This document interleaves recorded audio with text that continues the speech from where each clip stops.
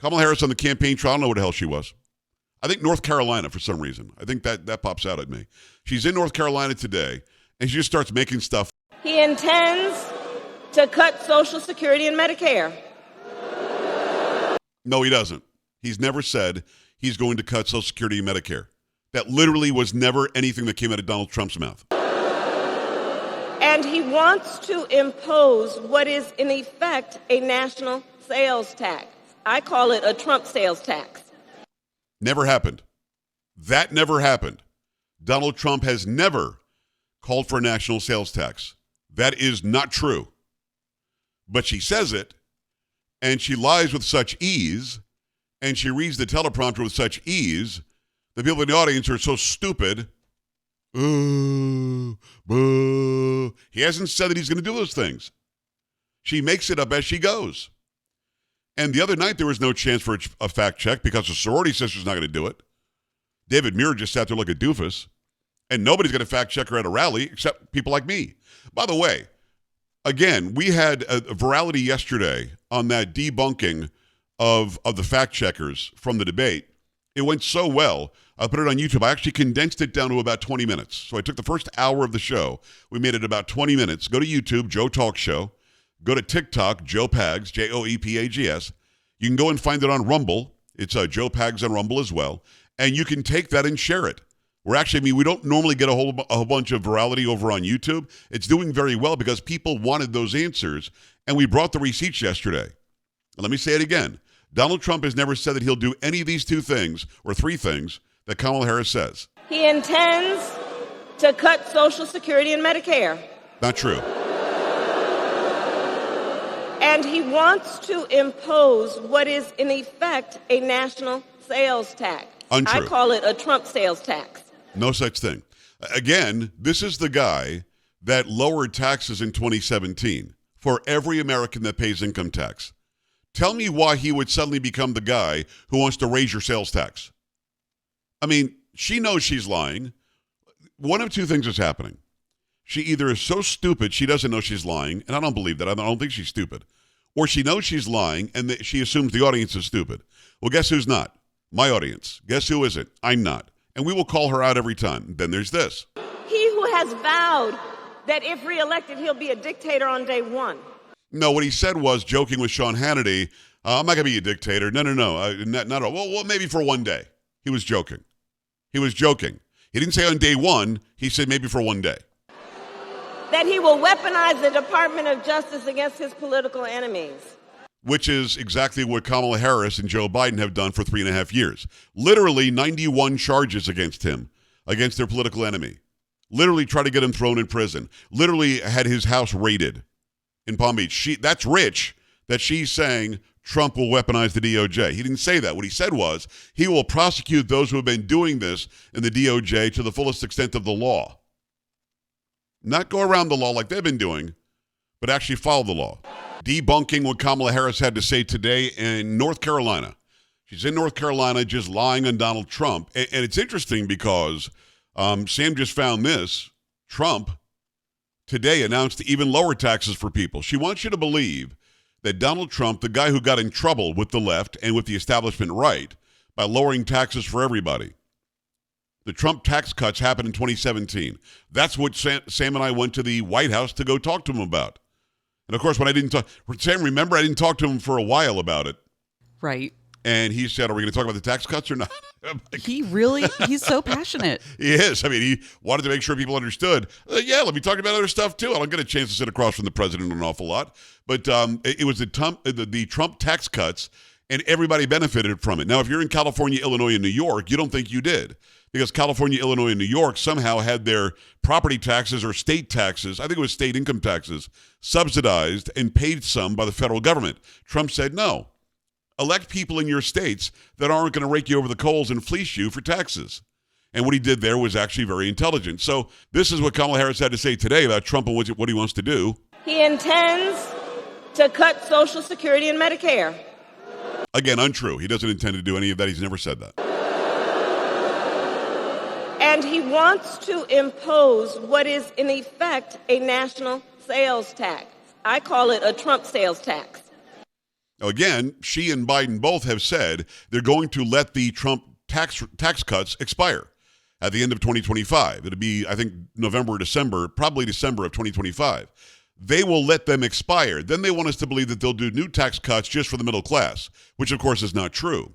Why would you want to raise taxes on anybody? They're literally running on raising taxes. Then she just lied about some Trump national sales tax. Keep in mind, Trump is the guy that she stole no tax on tips from. No tax on tips. That was his idea, and then she suddenly said that's her idea. So this is the guy that somehow is going to raise taxes by making those who work for tips not pay taxes.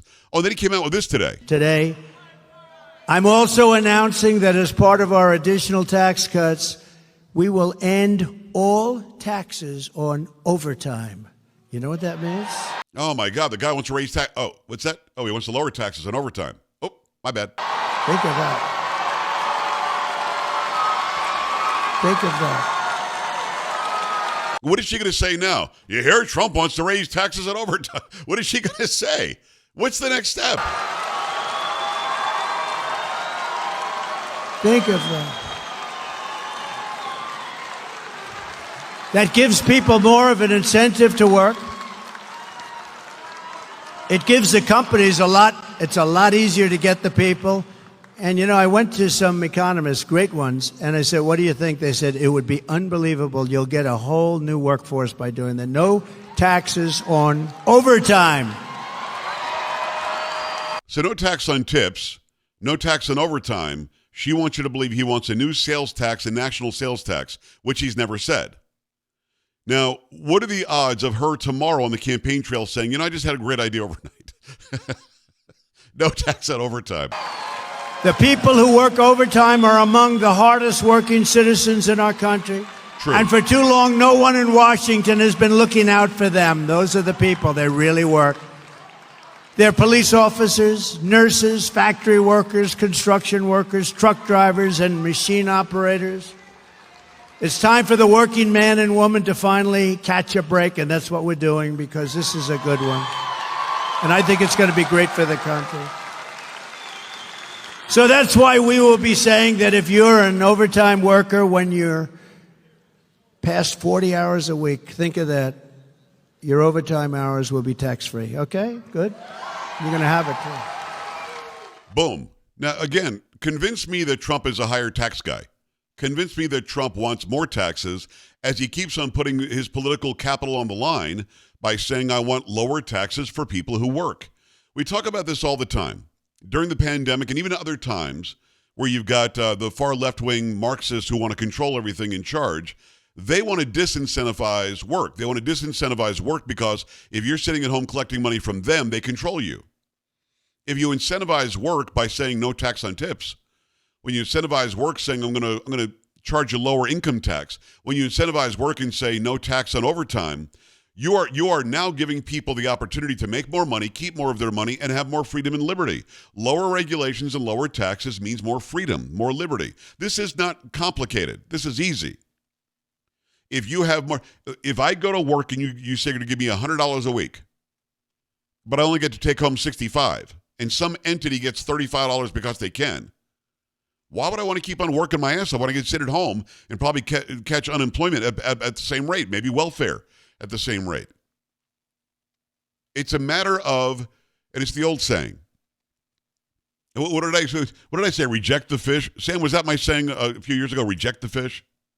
Yeah, I think so. Something like that. If I give you a fish, you're going to eat dinner. If I teach you how to fish, you're going to have fish for life. So I don't know. I don't think the word was reject. What did I say about the fish? Something about not accepting the fish. I forget what it was. I don't remember, but it was definitely don't accept the fish. Do not. Tell them to keep the fish. Fish can kiss my ass. Again, teach somebody to fish. They can fish on their own, independent of you, unreliant on you, reliant on themselves. That's what Trump is. He's done that. He did it for 4 years. And before that, he did it as somebody who ran industry and built the skyline in New York and has buildings and gorgeous resorts all over the place. This is a guy that rewards work. His children are not the Kardashians. They were brought up privileged, certainly, but they also were forced to work. They run his companies now. They're not people living off the dole. They're people earning their bread. That's the difference. I remember asking, I think it was Eric Trump, the first time I interviewed him, probably 5-6 years ago now, maybe more. Why aren't you a Kardashian? Why aren't you and your brothers and sisters the Kardashians? And he laughed. He said, because we had to work for it. Yes, we had a good life. Yes, we had things that other people might not have had, but we had to work for it. This is the same mentality he has for the entire country, Donald Trump. It's simple. Will there be another debate between Donald Trump, the former president, and Kamala Harris, the current vice president? It seems as though probably no.